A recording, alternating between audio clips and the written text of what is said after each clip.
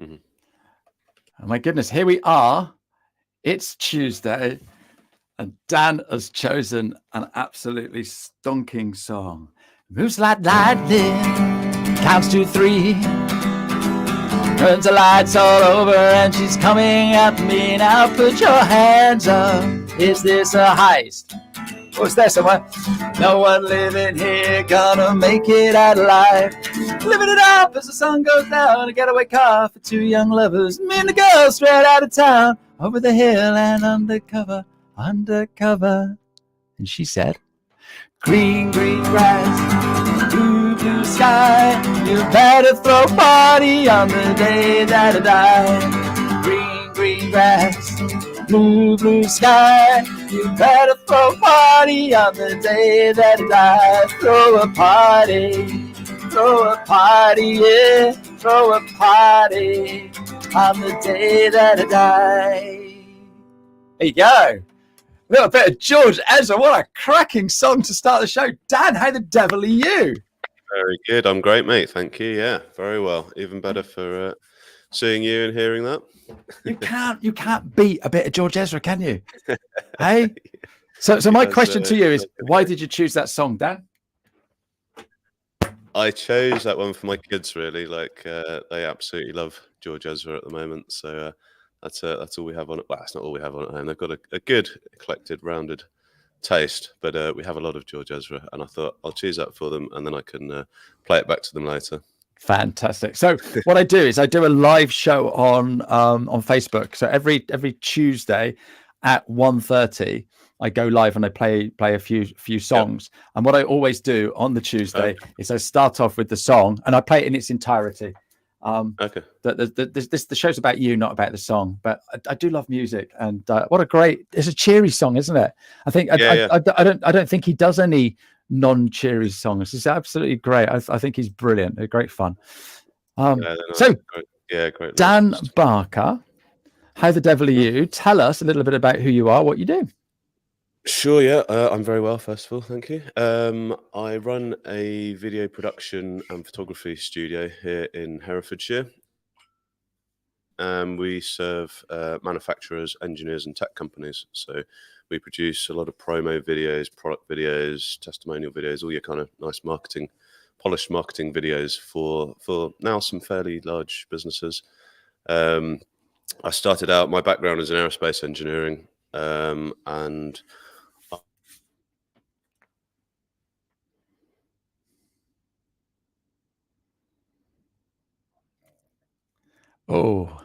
so I lost you there. You do it. We lost you. So you started in aerospace engineering. Yes. Yeah. I used to be in aerospace engineering, discovered photography. Like as a hobby? Always wanted to do my own thing. It wasn't exactly. My wife had a clothes shop when I met her, women's clothes boutique, and we decided naively at the time to have a website built for that. And I thought, I'll get a camera and do all the product photography. Oh, wow. I don't know why, just kind of fancied it. So I gave it a go, and sort of enjoyed it. Unfortunately, about, 10 months later, after we had that website built, we actually had to close the business down for various reasons. Young baby we just had a young baby, and it was in a bit of a financial struggles, the shop.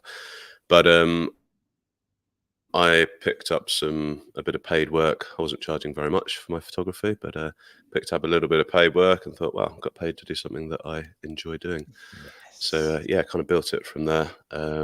We had some work to do. We had a load of debt to pay off from the shop. So I went back to engineering. We did that and so built the photography to the point where I could go full time, which was just over 5 years ago. And fantastic. Yeah, now we're doing a lot of video. I've got two full-time employees who are working on the video side of things the whole time, and I'm doing a bit less photography now because I'm obviously having to run the business and do all that side of things. So that's kind of where we are. Yes, it's all a grown-up bit, isn't it? You know, you're sort of like, I don't want to do that. I want to get behind the camera. I want to do all the. Do you like doing the editing, or are you glad you've passed that over now? Well, I still do my own photo editing generally, unless it's something specific. So I still do the photography in the business largely. We have a couple of freelancers that we bring in occasionally for certain jobs. But the guys take care of all the video editing and production, and I tend to get a bit more involved up front in terms of the kind of strategy and that sort of thing. So, what kind of video are we going to produce here? Who are we talking to? Why do you need it? What are you going to do with it? And then that sort of development side, and then the guys take over the production. No, perfect. Yeah, love it. And so, how did you get into manufacturing? Because that's not. Please don't take this the wrong way. It's not the sexy end of video production, is it? It is when we do it.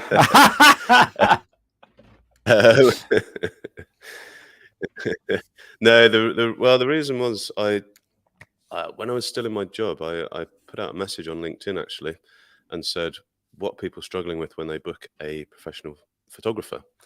And a guy who's now a really good friend, I'm seeing later actually, called John Johnson, randomly replied back and said, I've been struggling when I've been trying to get a photographer to photograph this engineering application because they're just not quite getting it, and it's not doing the product justice. And I thought, oh, that's interesting. I might be able to add something here. And finally, when people had talked me enough into the idea of niching, I decided to niche into industrial photography and obviously now video. And it's been really amazing because, I mean, I've literally had clients where it's been like a light switch has been pressed when they found out that I'm not just some crazy creative that can possibly understand the manufacturing that they do, but I've got a background in it, and they just talk to me completely differently. Yeah. Yeah, having a niche has been really transformational for me and for us as a business, and I do go on about it quite a lot to other people. Right, we're gonna pick that niche up because I love having a niche topic. But this is 50 minutes behind the profile, and I want to know a little bit about what you get up to on LinkedIn. Why do you like LinkedIn? I love LinkedIn actually. Music I really to my ears, Dan.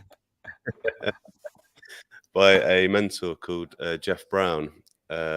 He's a photographer's mentor, but he really pushes the idea of using LinkedIn. He's written a book on it as well. I think called "The Photographer's Missing LinkedIn." I think I should have got it. Nice. And he turned me onto it, and said, "Look, this can really work." So I just started getting into it, and because I kind of got into photography because I wanted to run my own business, really, rather than like sort of being born with a camera or anything like that, Yeah. although, I do love it, but I enjoy the business side of it a lot. And so getting on LinkedIn and talking to people about business and that kind of thing is what I really enjoy it personally, as sad as that sounds, but that's why I went down the commercial photography route, because I wanted to work with people running businesses or now working within larger businesses. So yeah, for me, LinkedIn, I like the kind of conversations that go on there. I've always found it to be a very positive place, and not really in a kind of, fake way. I think people are pretty genuine on there on the whole. And if they're not, you don't really follow them. But I think people are pretty genuine, and I think it's pretty positive. I like the kind of conversations that are going on and what people are talking about. No, fantastic. And you're right. It is it's a collaborative place. Everyone's friendly. There really isn't a lot of horrible people on there. And then you get people like Zayul coming on saying hello, and that's how friendly LinkedIn is, isn't it? And that's the thing. Okay, so do you use any other social media? I use Instagram a bit, but it's fairly lacking. Our Instagram, it's not really up to date. I kind of started there before I really got into LinkedIn. That was, at the time when I was kind of getting going, Instagram was reasonably newish still, and everyone was like raving about it. So we were all on LinkedIn, and I did quite a lot on LinkedIn Instagram to begin with. So that's still there, and I kind of use it occasionally, but not a great deal, because really our target market are on LinkedIn. They're probably on Instagram at home in the evenings, and that's why we kind of want to keep it a little bit updated. And actually, one of the tasks we'll probably look at when we get a bit quieter over the winter is to revamp our Instagram and get that going a bit more. We also, our YouTube's sort of reasonably good. It's not massive, but obviously doing video, we got we make an effort to keep that going. But we probably don't use it quite as well as a social media platform, if you know what I mean, in the same way as I use LinkedIn. Yeah, we got Aaron Patrick on. He's a podcaster and a live streamer. He reckons Instagram and TikTok are a tough nut to crack. Now, Aaron is all about helping accountants and bookkeepers, and they are all over LinkedIn, like you say, because your audience are going to be on LinkedIn as well, and it's a professional network. So yeah, it makes an awful lot more sense. And he loves YouTube. So yeah, hi Aaron, good you to join us today. Okay, so how often do you post your own content, Dan, and is it always a video? So recently, well, this last week, as you know, I've been off sick, so the posting's gone down a bit. But I try to be pretty regular. I've been sort of challenging myself to almost do a post a day for a while now, to see how that pans out. It's been a lot of video recently. I've been doing a lot of talking into the camera myself, just using my phone really, but with a mic and hopefully some decent lighting like this, make it look decent. But not going over the top with the production, but just trying to give some tips and advice on LinkedIn. So I've been doing a lot of those recently.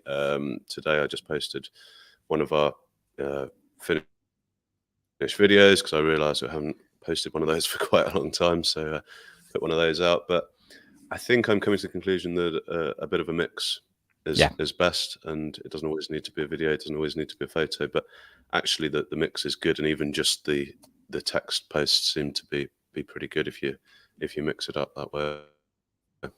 Yeah, no, absolutely, and that's my advice is mix it up. We want to see all kinds of different stuff. I just thought as a video producer you would be doing video, which is great, because some people they don't, they're a videographer and they don't put any video up, and you're like, really, why are you not doing that? So no, that's good. So here's the killer question. Yeah, I mean, I am sometimes slightly embarrassed at it. So the killer question then is, I think we got a bit of a lag. You go. That's all right. It's like being on the news when they've got they're in a foreign country, isn't it? Dan, can you hear me? So the killer question is: do you get any physical business from the work that you're doing on LinkedIn? Absolutely, yeah, 100%. That's why partly why I keep doing it. Yeah, I've had a lot of work through LinkedIn, and I think it was last summer. We tend to get quite busy during the summer, and last summer when we were in a really busy stage, I looked back at I looked through all the work that we had at that time and just traced it back to where it had actually come from. And sometimes it was a referral from this person to that person, but when I traced it back through the referrals, it pretty much all came from LinkedIn. And when I first started, when I was working with Jeff, who I mentioned earlier, he encouraged us to make lots of connections, and actually send out connection messages and all of that. And I realized that a lot of work over the years has come from that time when I was doing that and actually reaching out to people, just saying hi, nothing pushy. I like to kind of just be a bit like, this is what we do, how's things, and start a conversation that way. But yeah, when I look at it, we've got loads of work from LinkedIn. Oh, fantastic. That's brilliant. And well, I know that, which is why I'm doing everything that I do on LinkedIn. But it's lovely to hear it from somebody else. So fantastic. Okay, let's dig into your niche then, Dan, because you said something along the lines of, it took me a while to work out that I wanted to niche. So come on, what were you doing before you niched down, and what was the mic drop moment that made you go, I need to niche? So before I was a general photographer, and people would say, what do you do? And you say, I do commercial photography. And they'd say, oh, what sort of photography? And you say, well, I do some products, some headshots, people at work, a bit of this, bit of that. They go, oh, okay. And they don't know anyone that needs photography at the moment because nobody does. I was sort of talked into finally trying a niche by my coach, a guy called Vincent Puglisi, who I've been coaching with for over 5 years now, 5.5 years, I think. And he said, look, try it. And I was like, oh, I really don't want to, I'm going to miss all this work. And, all those arguments that people put forward. And I actually just experimented with doing headshots to begin with. And I was like, wow, this is amazing. I just have the studio set up for headshots. People come in, I do a headshot session. I can do loads of headshot sessions. I don't need to keep changing the thing. I know what to put on my website. I know what, I made some little cards. Finally, I knew what to post and everything. That wasn't quite the right niche. And then when I figured out this industrial stuff, I was like, right, this is what we need to do.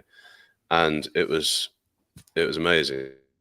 Again, the same thing. Like you know what to post on your website. You know what to tell people you do. When you meet people and they say, "What do?" You say, "We do videos and photography for industrial businesses, engineers, manufacturers, tech companies." They go, "Oh, I know someone that runs a manufacturing company. I'll introduce you." Instead of thinking, oh, do I know anyone that needs photography? Because you never know anyone that needs photography. But you get those introductions, and it's so incredibly powerful to have that niche and to be able to define who you work for. People love to recommend a specialist as well, But yeah, it's been transformative, really. So anyone sitting on the fence right now, all right, about niching, what's your advice to them, Dan? You've just got to do it. You've just got to jump in, because if you're sitting on the fence, you're probably sitting there thinking, I don't know what to put on my website. I don't know which case studies to post about. I don't know what to post on LinkedIn. I don't know what to put in my newsletters, because it could be this, it could be that. I've got so many different things that we do. I bet that's how you're feeling at the moment. Whereas if you just pick a niche, you'll find that so much simpler. And the thing that people worry about is, oh, I'll get bored just doing the same amount of work. Well, there's two counter arguments I've got for that. One is that, and I like this little quote, it's not about the work that you do, it's about the work that you pursue. So that means that you can do any other work you want, and you will get inquiries for all sorts of things. You can do that work. It doesn't stop you from doing it, but it's about what you put out in your marketing that really counts. The other thing is that when you start niching, you go a lot deeper into that subject, and then you start getting the really interesting work, the work that the generalists wouldn't get, because they're just sort of going surface level on a bit of everything. But when you actually go into a subject or into a sector, that's when you start getting the really interesting work, and you're going to find it a whole lot more fulfilling for all of those reasons. No, fantastic. I love that. Absolutely superb. And I work with accountants and bookkeepers predominantly, and I try and get them to niche. Any business that does this, and this. No, it needs to be more niche than that. And those that are accountants to a specific, accountant to photographers, accountant to videographers, then they're winning more. One of the things I talk about is if you walked into a room of 100 people and said, I groom dogs, some people might turn around and be interested, but they may not be, and they probably got a dog groomer anyway. But if you walked in and said, I groom Labradors, anyone with a Labrador, their ears have pricked up, because it's sort of like, you groom Labradors? What, you don't do any other breed? Wow, you must be really brilliant. I need to come and talk to you, because whenever I take my lab, it doesn't and before you know it, you've got brilliant, absolutely brilliant. Thank you for sharing that. It's a no-brainer, isn't it? That's the thing. Like, I always use the wedding photography example, because a lot of people can relate to that. If you're looking around for a wedding photographer and you find this photographer that does a bit of product, a bit of headshots, a bit of corporate, a bit of this, and you're like, oh yeah, the wedding stuff looks cool. You go to the next one, they're a wedding photographer. That's what they do. Their website's full of wedding photography. It's a no-brainer, isn't it? Like you just said about Labradors, Yeah, no, perfect. Right. So you said you stood up in front of a screen. You said, I've got some good lighting here. What lighting are you using? Because people watching this are like, oh yeah, he looks really clean. And I can see behind you, is that a black blind over the window? Yeah. So we got the windows blacked out for when we shoot in the studio. So we got a nice. I'll turn my computer around. No, please don't, because I'll be really, really jealous. We've got a whole studio. That is awesome. That is awesome. So yeah, I just blocked that out for this, because it's in the background. So you've been on those Zoom calls where people have got a window behind them and it all looks really bright, and the camera in the computer says, oh no, we need to bring the exposure right down because it's so bright. So it brings the whole thing down, and then that brings your face right down, and then we can't see your face. So yeah, no, absolutely. you need to have some lighting on your face. I think I can see you've got natural daylight in front of you, I think. I'm stood in front of a window.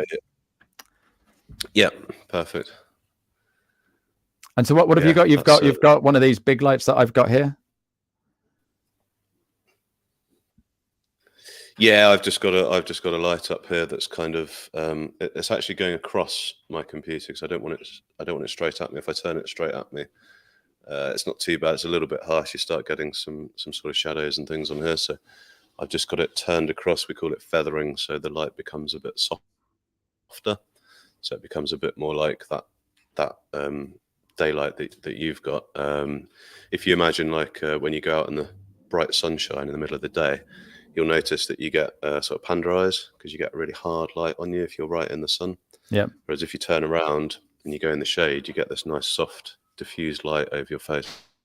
It's like you've got. So yeah, that's kind of the best general lighting for this sort of setup. Okay, and so can you see in the background my t-shirt? It's a bit dark in that corner of my shed. So what should I be doing there? I'd probably put like a bit of an uplight there, I reckon. If you put a light on the floor right in the corner there, maybe. And shooting at the ceiling or shooting at the t-shirt. Yeah, you could go. I'd go towards the t-shirt so it's not too harsh on the ceiling. But yeah, exactly. Something like that could work for you because you've got quite a low ceiling there, so you can't really put a light up in the ceiling. We'd see it too much. The other thing you could do is put it to your right, so camera left, maybe pointing into that corner so it sort of goes behind you. But I quite like what you've done there. It gives it a little bit of a highlight there. Yeah, I was thinking of getting one of those pole things because then I could use that for my band as well. Mm-hmm. So it's a really important. The lights on the top. No, it's a whole stick. It's like a fluorescent tube, but they're obviously not fluorescent anymore.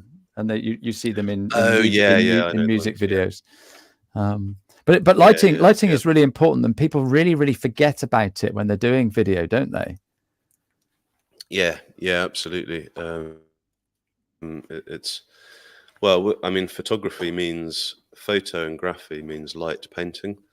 So when you go back to the original photographers that just developed it, if you imagine, they came up with this box and they pointed it at a scene, and what's happening is light is coming through that hole in the box and being recorded onto the film behind. So they're literally painting with the light, and that's what we're doing. So light is everything. So in video, you're just moving images, but light is everything because that's all that we're recording.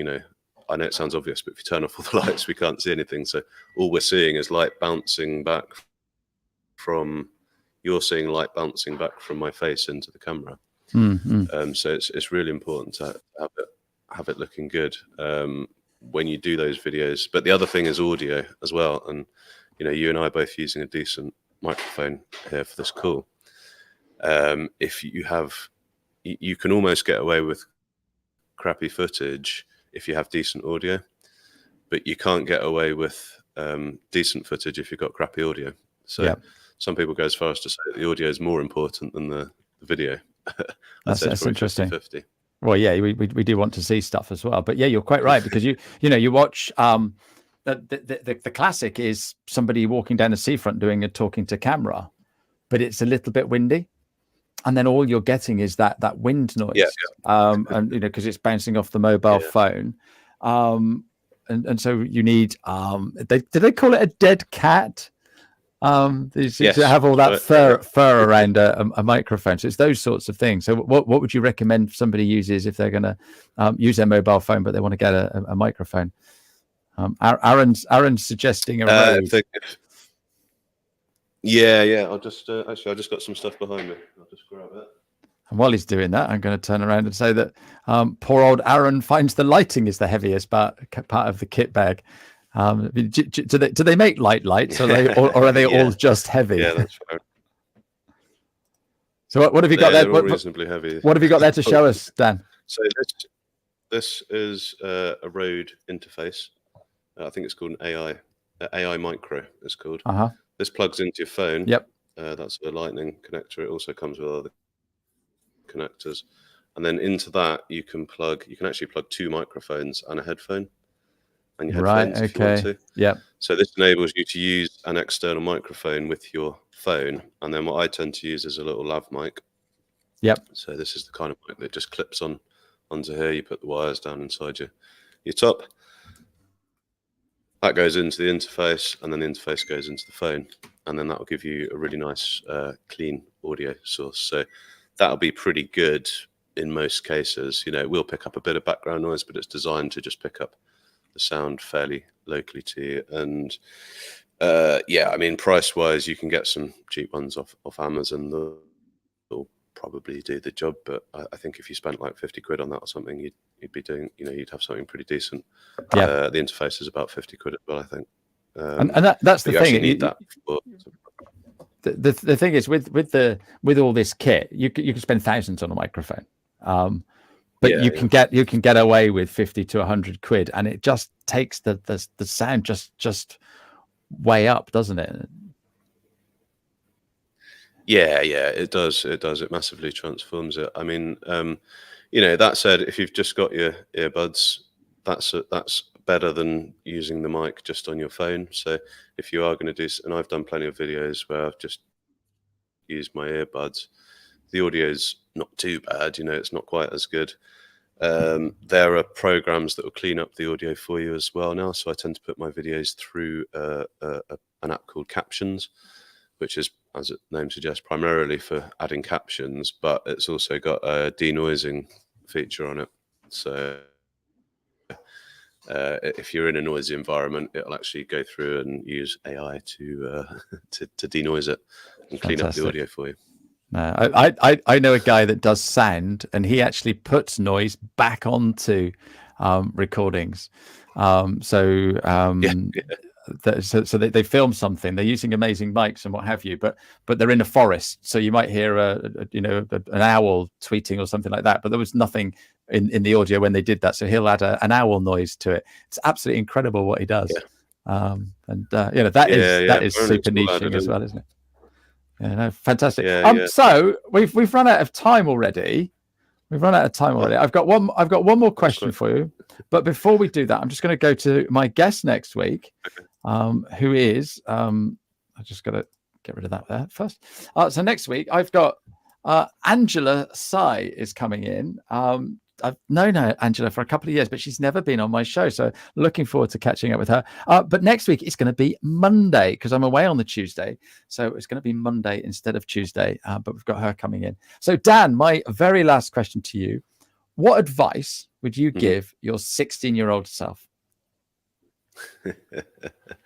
That is a good question. I think I would say to don't spend time doing things that you don't enjoy. If you're not enjoying something and you've given it a good shot, stop doing it. And I stayed in engineering for 13 years.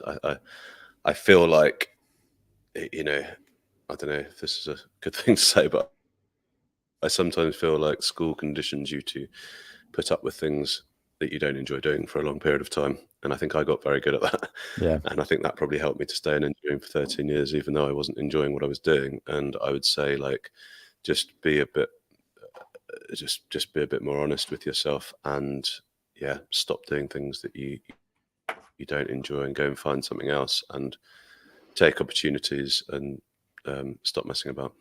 Yeah, no, Gemma totally agrees with you. That is great advice. It's easy for you to say now. You've done 13 years in engineering, but it is important. And I don't know what the stat is, but it's really, really high. The amount of people that hate their jobs, but they're doing it because they've got a mortgage to pay. They've got kids to put through school and everything else that we've got going on. But it looks like you found your passion now. So well done, you. Yeah, and I think the thing is easy to say, well, I've got to do this for the kids and everything, but the conclusion I came to was that it would be a better example to my kids if I stopped doing something that I wasn't enjoying and showed them that you can actually do something that you enjoy in your life. So. Yeah, no, fantastic.